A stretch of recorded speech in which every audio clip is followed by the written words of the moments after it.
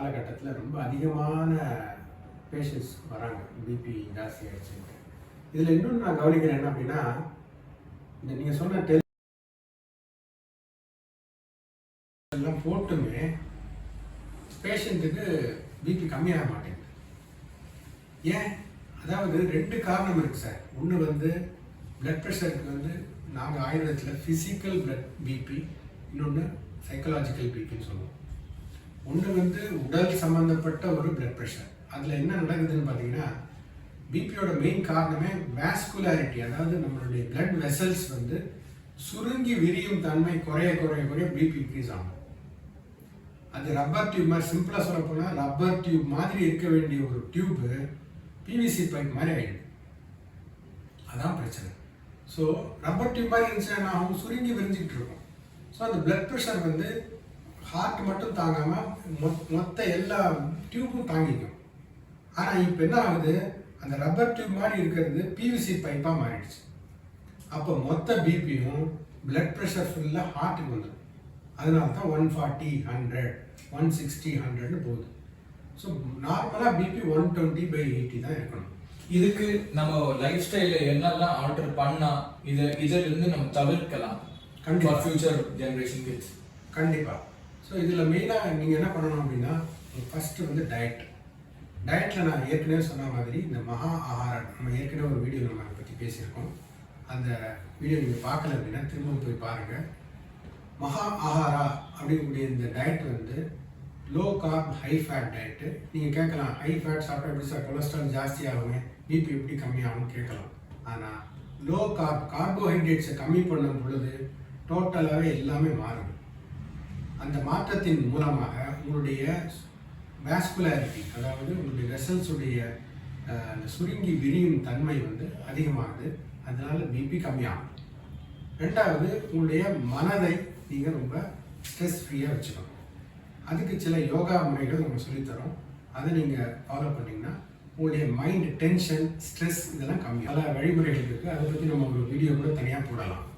நம்ம போட போகிறோம்.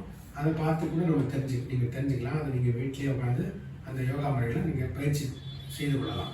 இதே வந்து வெளிநாட்டில் இருந்து ஒருத்தரோ இல்லை வெளி மாநிலத்தில் இருந்து ஒருத்தரோ இதை கேட்டால் இது எப்படி நீங்கள் அவங்களுக்கு ஹெல்ப் பண்ண முடியுமா? எப்படி ஹெல்ப் பண்ண முடியும்?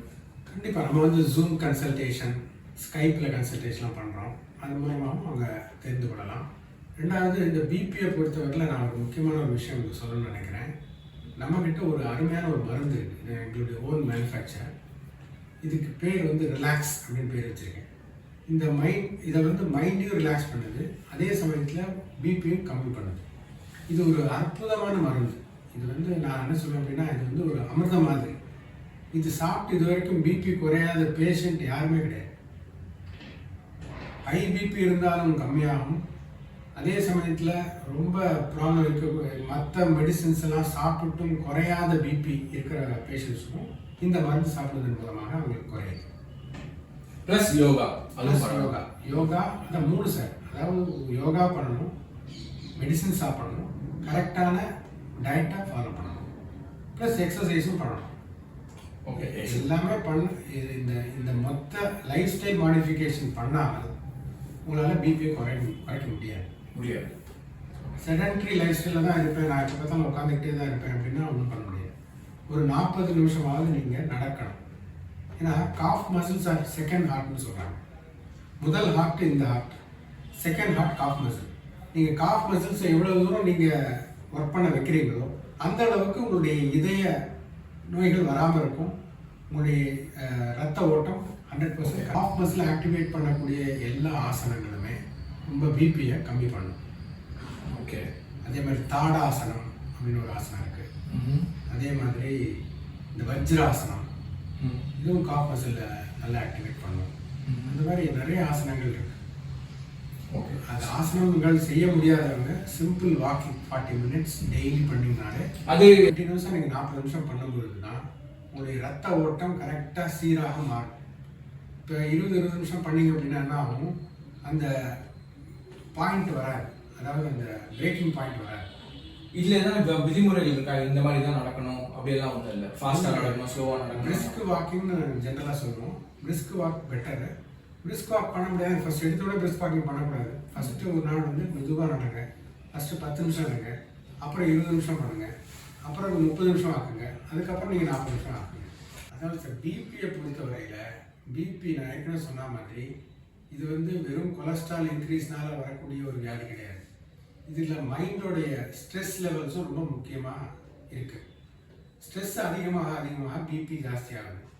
ஸோ ஸ்ட்ரெஸ் லெவல்ஸை கம்மி பண்ணுறதுக்கு நீங்கள் பிராணாயாமா நாங்கள் சொல்கிறது வந்து ப்ரீத்திங் எக்ஸசைஸ்க்கு ரொம்ப முக்கியத்துவம் கொடுக்குறோம். ஏன்னா breathing exercise is closely connected to lungs and heart. So லங்கும் ஹார்ட்டும் it is a dual machine சொல்லுவோம். ரெண்டுமே ஒன்றுக்கு ஒன்று சேர்ந்து வேலை செய்யக்கூடியது.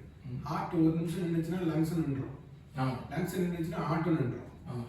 ஸோ ரெண்டுமே ஈக்குவலாக ஒரு ரிதமில் ஓடிக்கிட்டே இருக்கணும். ஸோ இந்த பிராணாயாமா பயிற்சிகள் மூலமாக நீங்கள் வந்து லங்கோட கெப்பாசிட்டி இன்க்ரீஸ் பண்ணலாம், அதே மாதிரி ஹார்ட்டோட கெப்பாசிட்டி இன்க்ரீஸ் பண்ணலாம். அதுக்கு வந்து நாங்கள் சொல்லக்கூடிய மிக முக்கியமான பிராணாயாம பயிற்சி கபாலபாத்தின்னு சொல்லுவோம். இந்த கபாலபாத்தி வந்து ரொம்ப எஃபெக்டிவான ஒரு ட்ரீட்மெண்ட்டு. ரெகுலராக கரெக்டாக அந்த கபாலபாத்தி பண்ணீங்க அப்படின்னா உங்களுடைய பிபி கண்டிப்பாக குறையும். வெறும் கபாலபாத்தி மட்டும் பண்ணினீங்கன்னா போதாது. கபாலபாத்தியும் பண்ணணும், வாக்கிங்கும் பண்ணணும், டயட்டும் இருக்கணும், மெடிசனும் சாப்பிடணும். இந்த 4 முறைகளை நீங்கள் கரெக்டாக செய்யும் பொழுது உங்கள் பிபி ரொம்ப கண்ட்ரோலுக்கு வந்துடும்.